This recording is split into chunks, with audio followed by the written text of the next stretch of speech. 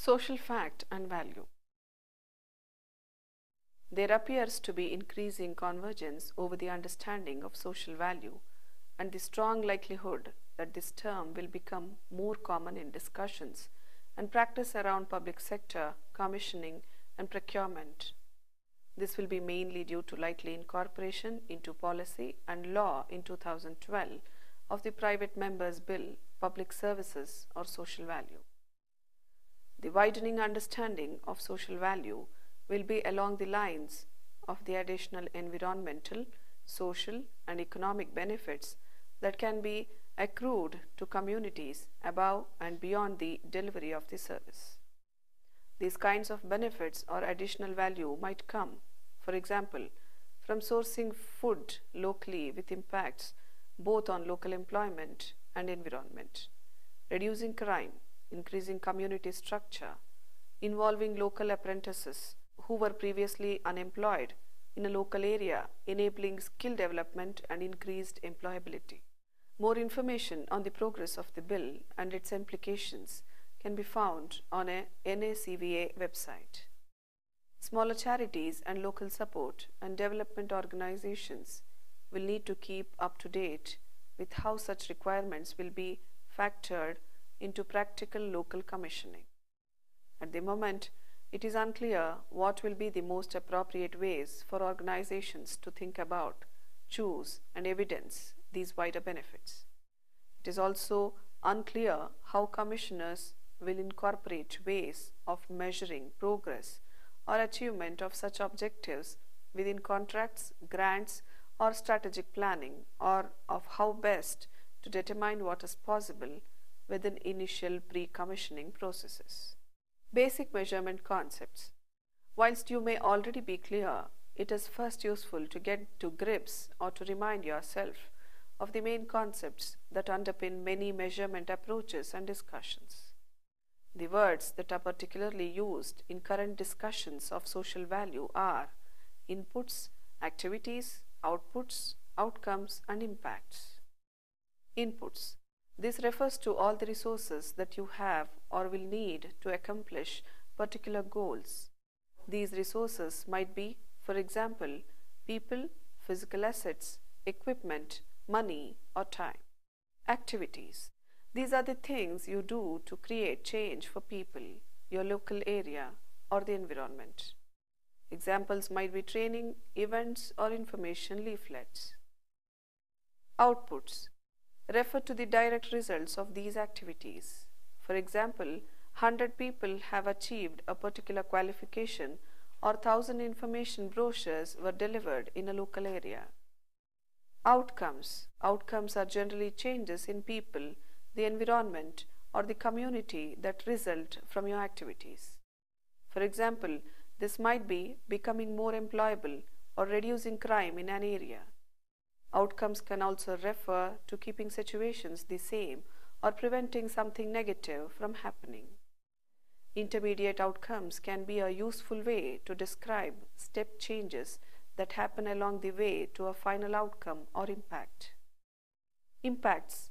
These are the longer-term changes that you are trying to achieve or contribute to. They take account of what would have happened anyway, the contribution of others, and the length of time it takes for the outcomes to happen. Impacts often relate to a wider user group than that which are targeting and usually involve other players, for example, in reducing teenage pregnancies. As a result, most reporting tends to be for outcomes, although there are often attempts to recognize and account for external influences on your results. It is important not to overstate your role in creating particular outcomes or impacts. There are ways of talking about the relationship of what you do to the wider environment. For example, the term attribution can be used to refer to how much of a particular change or outcome is attributable to or because of your actions. Dead weight is another important term that is often used by government. It means what might have happened if you had done nothing at all. For example, out of a group of 50 people, a certain percentage is likely to have got a job, whatever you did. Displacement is also important. For example, if you are promoting small businesses in a particular area by setting up a managed workspace, have you really just moved economic activity from one place to another? Drop-off is a term that reflects the extent of deterioration of an outcome over time. Theory of change or understanding and communicating how you do things. An important issue to recognize is that the ideas and concepts above refer primarily to external impacts and outcomes. They do not focus on how things happen, only if they have. Obviously, understanding how your resources and activities create outcomes is important to knowing how to improve what you do and explaining how you create the changes that you claim. This is important for replicating activities, improving what you do, or convincing funders and commissioners. One way to look at this issue, through a method which appears to be widely promoted, is through developing a theory of change. This is a process by which you can articulate how the resources and activities you do create change. It requires you to consider very carefully the strategies and assumptions you are making. This can sometimes be quite difficult or surprising, but can lead to positive changes or improvements in what you do. A core dimension of working out your theory of change is to use stakeholders, in other words, the different groups of people who benefit from or who are impacted by your activities. It is often only by asking all those affected or who might be doing similar projects that you can often determine unintended consequences or wider outcomes and throw more light on how things might be happening. There are several ways in which you could develop a theory of change. Linear models. Theory of change requires you to consider very carefully the strategies and assumptions you are making. One of the simplest and in some senses the most simplistic is that of the linear logic model or impact map. These approaches can help you identify the assumptions you are making and test these out with stakeholders. These assumptions could, for example, relate to how your activities link to your outcomes and the range of contextual or environmental factors that might influence them. You can also explore the unintended consequences of what you are doing, which would be hard to find out in any other way. You can also use these maps as visual models of change, which can help communication. They are, of course, also useful for refining what you do. This impact map or logic model approach is also the first stage of social return on investment. It is important, however, to bear in mind that these approaches are mostly linear. In other words, the causality runs from inputs to outputs to outcomes and to impacts. In reality, it is likely that there could be complex feedbacks between different elements and connections to other organizations and activities. A linear model is only a representation of what happens. You need to be flexible about thinking about how and what you do. Non-linear models, more complex ways of looking at how you create change, are in early development. For example, New Philanthropy Capital talks about impact networks. Here, different organizations combine together to create positive outcomes. This approach implies that any discussion of social value may not just be about recognizing the different outcomes and value an organization creates, but also what could be created by partnerships between organizations of different kinds. This is part of the fundamental shift that a focus on social value could give rise to. In other words, it enables a move from top-down decisions of what is to be done or valued to more collaboration over what is possible and how to achieve it. At least that is the theory.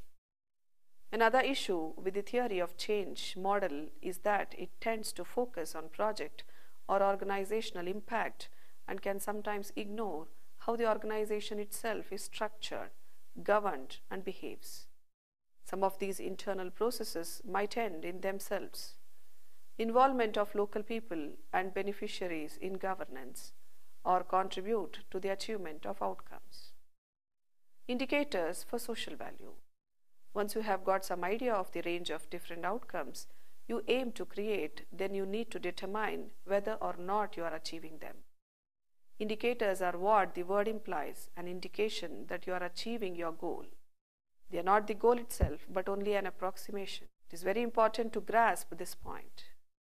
They can be quantitative, numerical, or qualitative about people's perceptions or experiences. An example of a quantitative indicator might be the number and type of qualifications gained by people attending a training center. An example of a qualitative indicator might be the change in confidence of those attending the center, whether it increased, decreased, or stayed the same. Some people also talk about SMART outcomes or indicators: specific, measurable, achievable, realistic, and time-based. There has been much work over the last few years to develop standardized indicators for the different kinds of outcomes that organizations might produce. This can be very useful since they have already been created for you, can be compared, and are recognized and credible. However, it is not always possible to use existing indicators. You may have to create your own, either for your organization or together with others doing similar things. Also bear in mind that every indicator or measure will have its limitations. You will need to think hard about what is best in the circumstances, or who else might be using similar techniques, so that you can share stories and create similar approaches.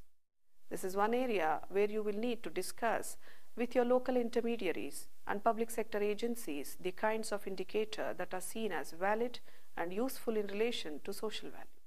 Sources of indicators. There are many different sources of information on specific indicators and broader frameworks for looking at groups of indicators.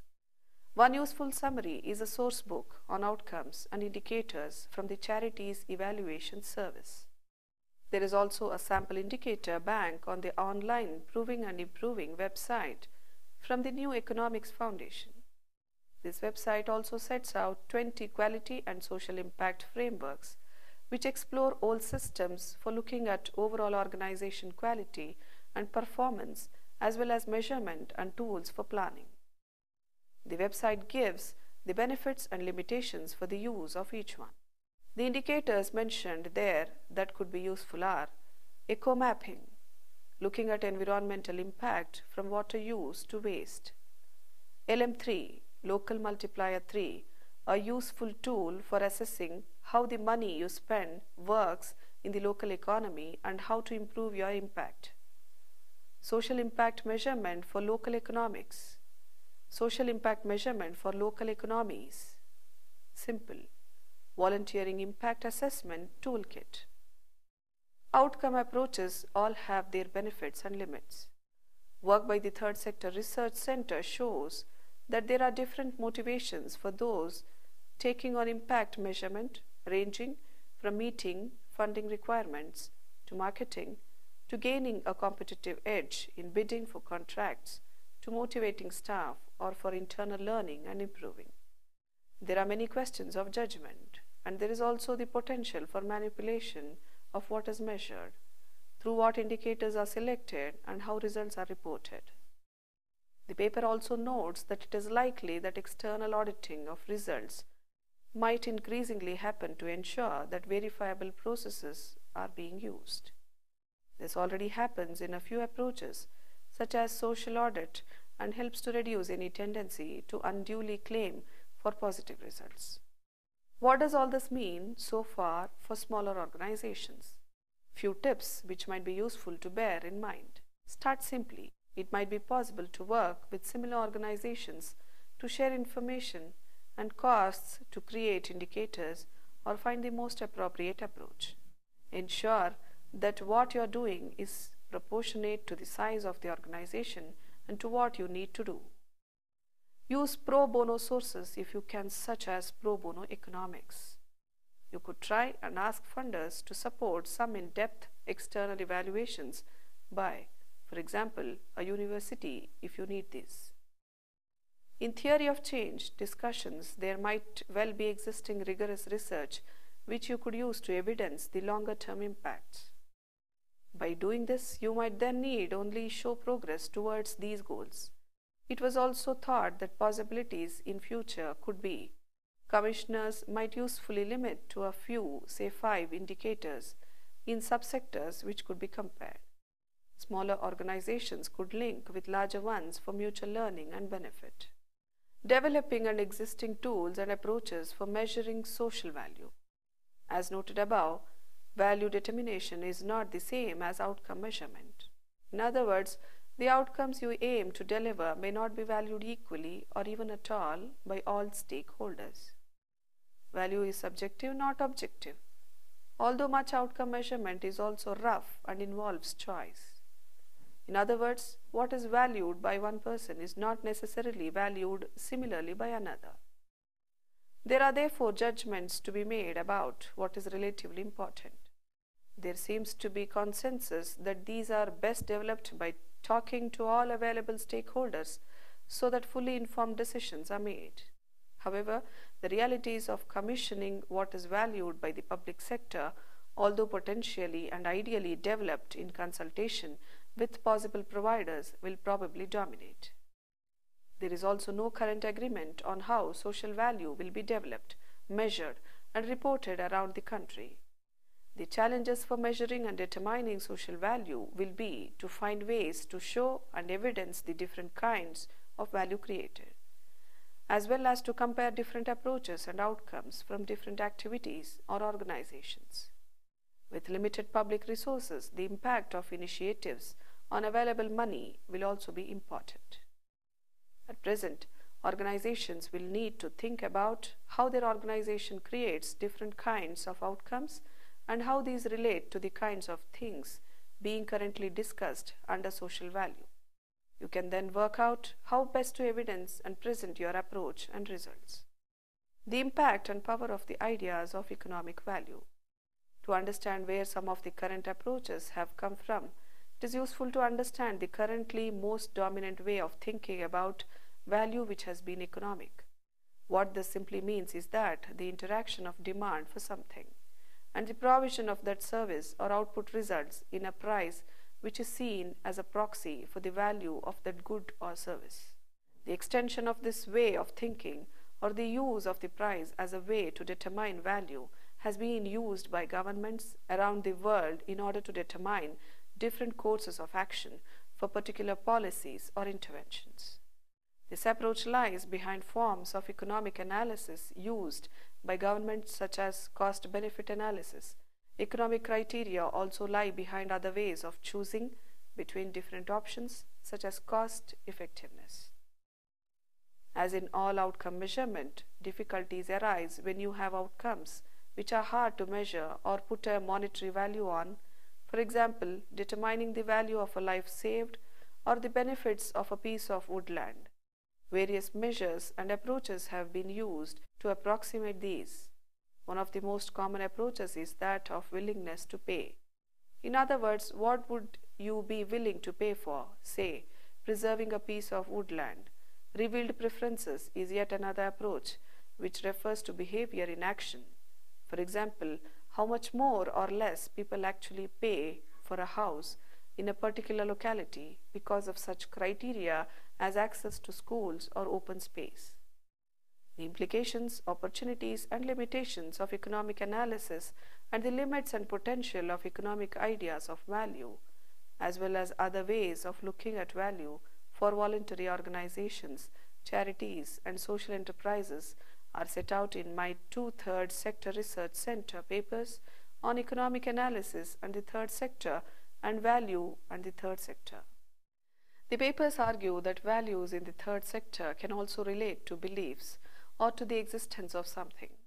Value can be created between individuals and be part of the processes, interactions, and structures of organizations which could be valued in and of themselves.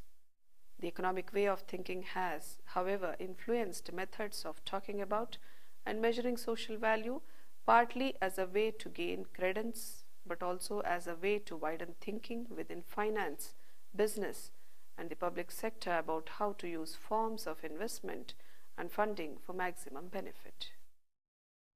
Other ways of looking at social value that combine monetary and non-monetary values.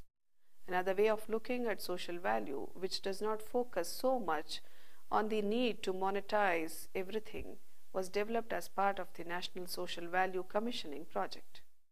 The results are now available through the Northwest Social Value Foundation. They have created a set of tools and techniques that providers and commissioners can use across health and social care. The Social Value Toolkit has been designed to help you work out, if you are already delivering social value, how to encourage and capture through commissioning, and how to evaluate and measure.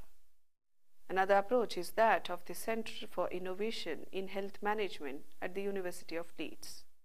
They have developed a fair chance approach to social value, which they argue is unique because it requires that you determine social value impact, measure this value, assess your ability as an organization to use resources effectively, and make sense of evidence, all at the same time in recognition that social problems are not linear. Non-monetary approaches. Others are looking at approaches which only use non-monetary criteria.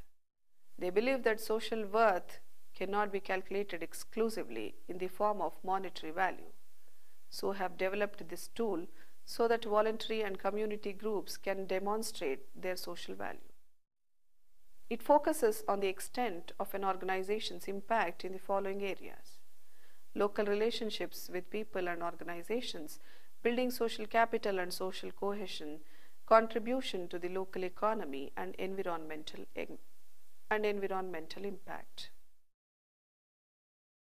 From what has been set out above, it is currently impossible and undesirable to point out off-the-shelf social value tools or even determine the most likely approaches to measuring social value or even particular social outcomes or impacts. This situation therefore poses problems for local voluntary and community sector organizations who are trying to develop the best ways to articulate and prove their social value or wider community benefits, which might be relevant to securing contracts or being appropriately included within commissioning strategies. There is also the related issue of relative cost of using different approaches and the skills required. It is currently impossible and undesirable to point to off-the-shelf social value tools.